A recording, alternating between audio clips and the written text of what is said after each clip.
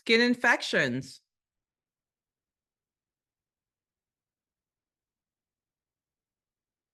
First question, select all that apply. Which instructions about impetigo should the nurse include to prevent the spread of infection and to promote healing? Select all that apply. Here are the options. Keep the child's fingernails trimmed short. Wash affected areas with antibacterial soap daily. The child can return to school immediately after starting treatment. Avoid sharing towels, linen, and clothing with others. Apply the prescribed topical antibiotic ointment to the lesions. Apply the prescribed antiviral agent to the lesions. Your patient has impetigo. Which teaching would you include to prevent the spread of infection and to promote healing?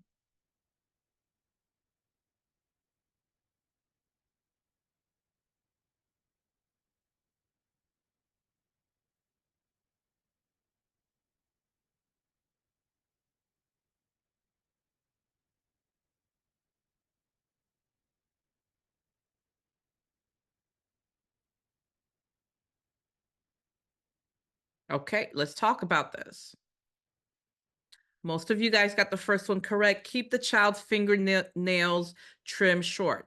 Yes, because this infection is very itchy. The child is going to want to scratch. And so we want to keep their nails short because what we don't want, by the way, this is a bacterial infection, right? But we don't want to cause a secondary infection because that child's scratching so much and they can cause more damage to the skin. So we always want to keep the child's fingernails trimmed short across the board always, right? Next, wash the affected areas with antibacterial soap daily. Yes, because again, this is a bacterial infection.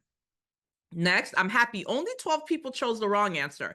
The child can return to school immediately after starting treatment. Let me tell you what word in that option made this wrong. Immediately. That child has to be on antibiotics because remember this is a bacterial infection. So they're going to be on antibiotics for a full 24 hours before they can go back to school. Otherwise, they'll be at risk of what? Spreading the infection. Next, avoid sharing linens, towels, clothing with others. Absolutely, this is very, very, very contagious. Apply the prescribed topical antibiotic ointment to the lesions. Yes, because the type of medication will be antibiotics because this is what? A bacterial infection. And so the last answer is wrong. Apply the prescribed antiviral agent. Why would we give an antiviral agent for something that's bacterial? We give antiviral agents for things that are what? Viral. This is not a viral infection. Again, it's a bacterial infection. So we're going to give an antibacterial agent. Okay? Let's keep going.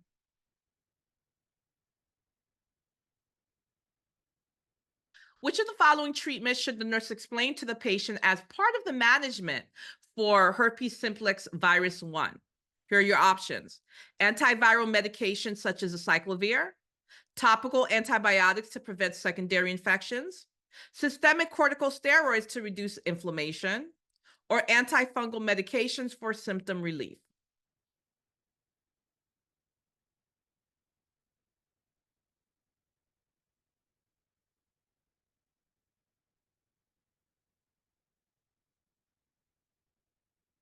Very good. Antiviral medications such as acyclovir. Notice that this medication for a virus ends in vir, V-I-R, virus, V-I-R, right? Acyclovir, famciclovir, valacyclovir, it ends in vir, antiviral agent. If you go back to the question, you're talking about what? HSV1. What do you think that V stands for? Viral, virus, okay? You have herpes simplex type 1 and type 2. Type 1 tends to be above the belt, right? The one you get on your lips. Type 2 below the belt, the one you get in your private area. So that's the correct answer, an antiviral agent. Topical antibiotics we would give for a bacterial infection. Herpes is not bacterial, it's what? Viral, so that would do nothing. Corticosteroids, we give that for what? Inflammation. And antifungal agents we would give for fungal infections. And again, this is not a fungal infection, this is a viral infection. You'd give an antiviral agent. By the way, antiviral agents are great because they decrease the severity of the disease process and the duration. It does not cure, it's a treatment. So it just decreases the severity. So when the patient has an outbreak, it decreases how long that outbreak lasts and how severe the outbreak is, but it does not cure the patient of having that virus, okay?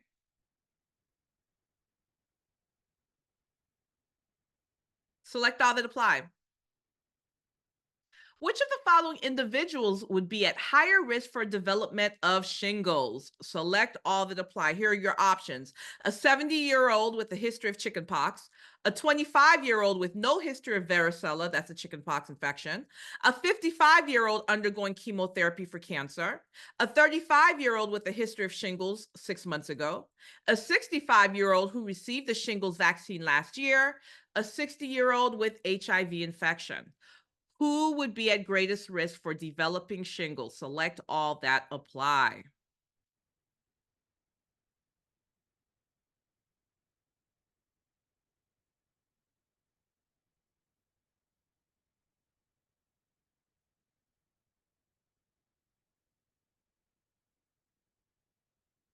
I'll give you a hint. There's more than one answer here.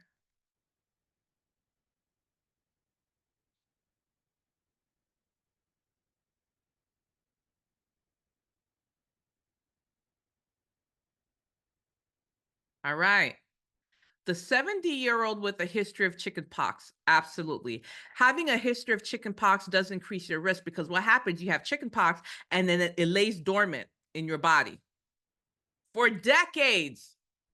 And then as you get older, something triggers it and boom, shingles. So absolutely having a history of chickenpox, having had chickenpox in the past, absolutely puts you at risk for shingles later in life. True.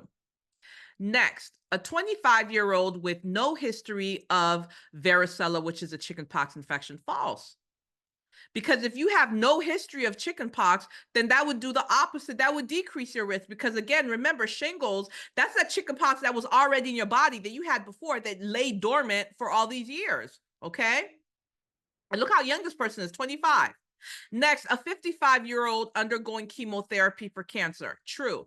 Why? Because that patient who's getting chemotherapy is going to be what? Immunocompromised. Anyone that's immunocompromised, that is a risk factor as well.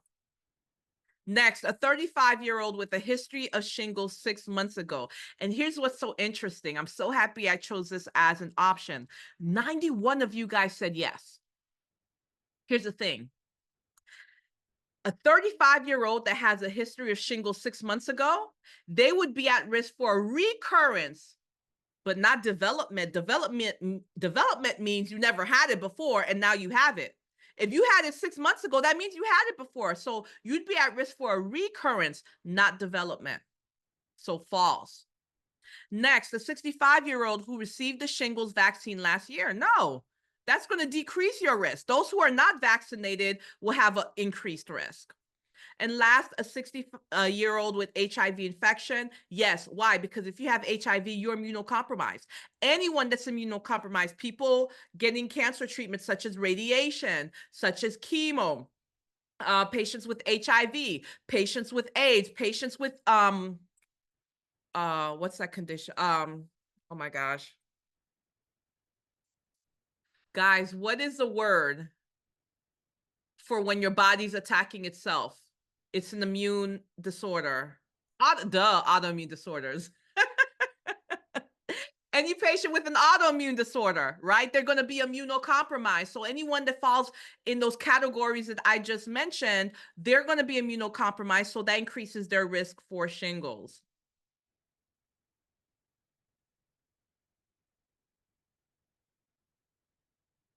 Place the steps for applying the prescribed topical permethrin 5% cream in the correct order. So you have to give this medication, permethrin 5% cream. What are you going to do? Here are your options. You have to put in correct order. Wash the cream off by taking a shower or bath. Change into clean clothes. Apply the cream to all areas of the body, including between the digits. Leave the cream on the skin for 8 to 14 hours as ordered. Take a warm bath or shower and dry the skin before applying the cream. If you are in the Kahoot right now, just use your mouse and move your options in the correct order from first to last.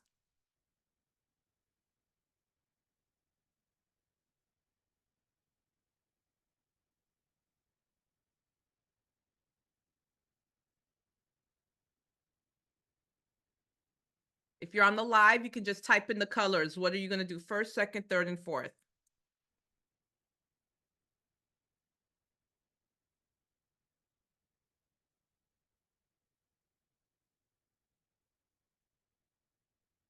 Okay, very good. The first thing you want to do is take a warm bath or shower, dry the skin before applying the cream. You want to prepare the skin for the cream. Then you're actually going to apply the cream to all areas of the body, including the digits, groin, that fold but in the groin area, the hard to reach places, the armpits, everywhere. You're going to leave that cream on for 8 to 14 hours as ordered so it can be effective. And then you're going to wash it off by taking a shower or a bath. And of course, you're going to change into clean clothing. By the way, I don't know if I mentioned this, but this medication, this topical medication, is used to treat scabies,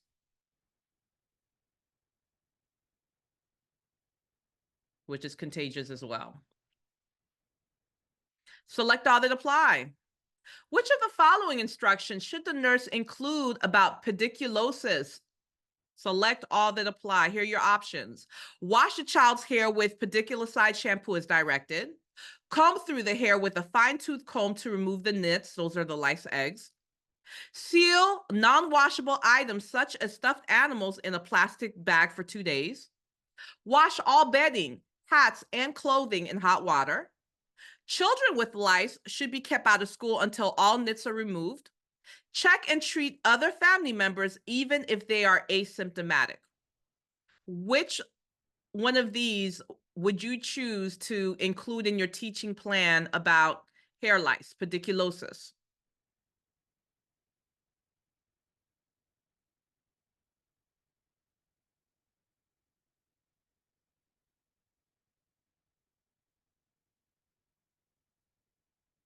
You guys are killing me on the live.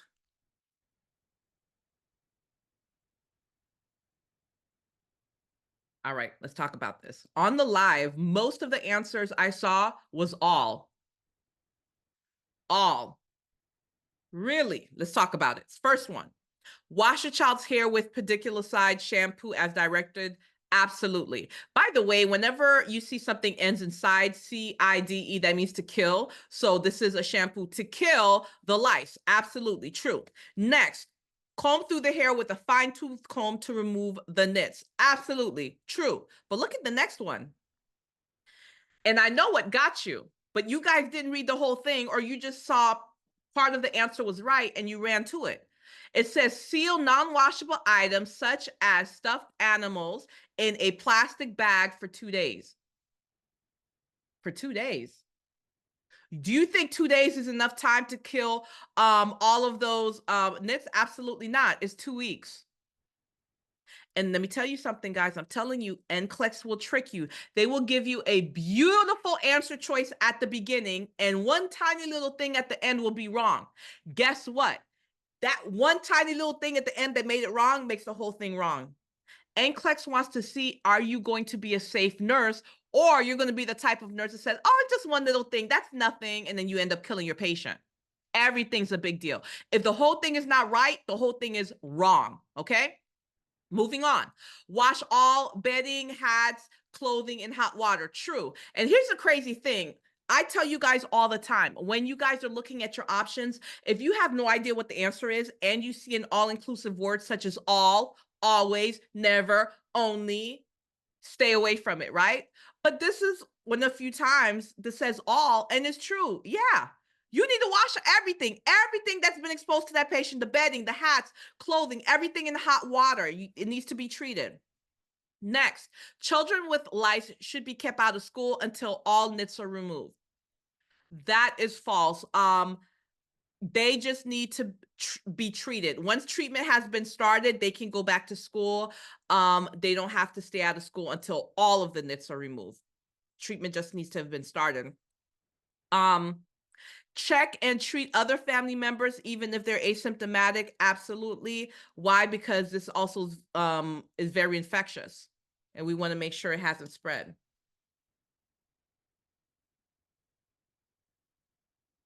True or false? Tinea pedis is known as athlete's foot. Is this true or is this false?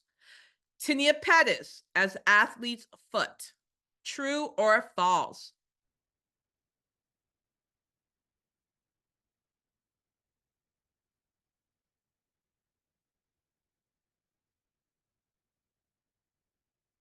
True. Very good. By the way, athlete's foot, this is a fungal infection. Fungal infections are always hard to treat. It takes a very, very, very, very long time to kill fungus. True or false? Tinea capitis is known as ringworm on the skin. True or false? And by now you should have gotten that the word tinea is what? Fungal, right? So you have fungal of different locations. Pedis, capitis, caporis. But right now we're talking about tinea capitis. Only 36 of you guys chose false. Tinea capitis is not ringworm of the skin, it's ringworm of the scalp. Think of a cap. I have a cap on my head, right? Tinea cap, it is the fungal infection of the head. Okay? The one on the skin is tinea corporis. Professor D, do I have to know the different types of tinea? Yes, you do. That's right. Cradle cap on the head, cap. Which of the following should the nurse include in the teaching plan for managing psoriasis? Select all that apply. Here are your options. Use emollient creams to keep the skin moisturized. Avoid excessive sun exposure and use sunscreen when outdoors. Scrub the plaques daily to remove excess scales. Take short, warm baths to help soothe the skin. Use mild, unscented soaps when bathing, and stress reduction techniques can help minimize flare ups. We're talking about the patient with psoriasis. What would you include in the teaching?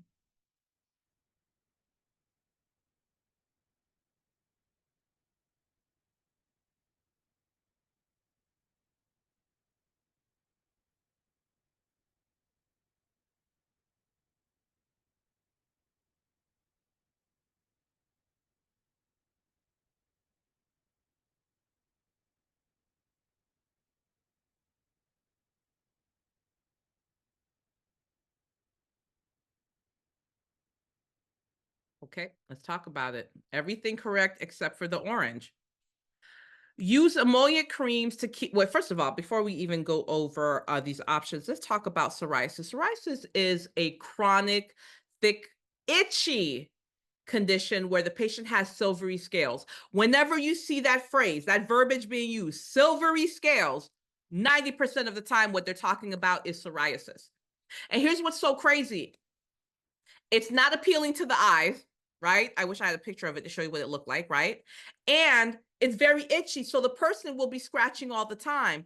But one of the most important teachings that you have to provide to that patient and family is that it's not contagious, it's not infectious. Someone can't catch it from that person. Okay. So anyway, you're going to teach them to use emollient creams. You want to keep that skin moisturized. Again, dryness makes it even worse and they're going to be scratching.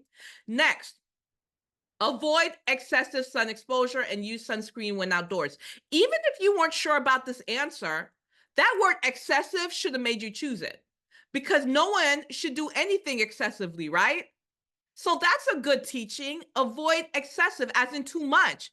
Avoid too much sun exposure. That sounds good. And of course, you want to protect the skin. They already have a skin condition as it is. True. Scrub the plaques daily to remove excess scales. No, first of all, you're not going to remove the scales. And second of all, you're going to cause yourself to have a secondary bacterial infection. Okay, so that's false. Next, take short, warm baths to help soothe the skin. Yes, that's very soothing to the skin. Remember, the patient's got lots of irritation. It's very itchy. It's very thick. And this is a chronic condition. It doesn't go away. Patient will have flare-ups and they'll have times where it's better, but it doesn't ever go away. It's something they have to live with. Um, Nicole says, can it be present on the face, Professor? Yes, it could be present anywhere in the patient's body. Usually where you see it, if it's on the face, it's usually behind the ears, but it could be anywhere on the body. But we usually see it behind the ears. We see it in the elbow area, knees, armpits, but it can be anywhere in the patient's body. Next option, use mild, unscented soaps when bathing. True. And guys, this goes across the board for all skin conditions. We want mild, unscented soaps because they're less irritating to the skin. Last, stress reduction techniques can help minimize flare-ups. Yes. Why? Because physical stress, such as being sick, or emotional or mental stress, such as, stress at the job, or you walk in on your spouse cheating on you, emotional stress, that can cause a flare-up as well. So stress reduction can decrease or minimize the flare-ups. That's absolutely true. All right, one more. True or false?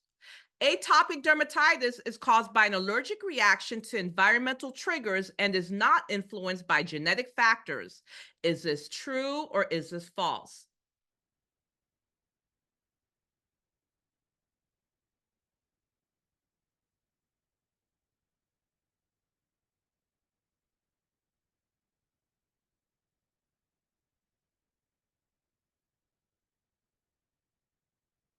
False.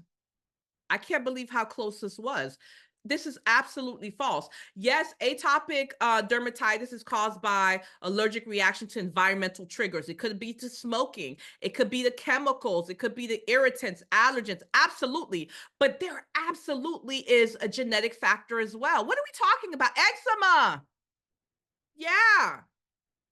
So patients who have it in first degree relatives, that increases their risk of having it as well. So there absolutely is genetic factors as well as environmental factors. And guys, this was just a short um Kahoot on skin disorders, but there are so many skin disorders I haven't even touched on. So if you guys would like to see more questions on skin disorders, please just let me know in the comment section and let me know how you'd like to see it. Do you like it in the Kahoot format, such as this video? Would you like it in the lecture formats that you see on my YouTube channel? Or would you like to see it in my Q&A format that you also see on my YouTube channel? So go ahead, sound off in the comment section, and let's see how you guys did.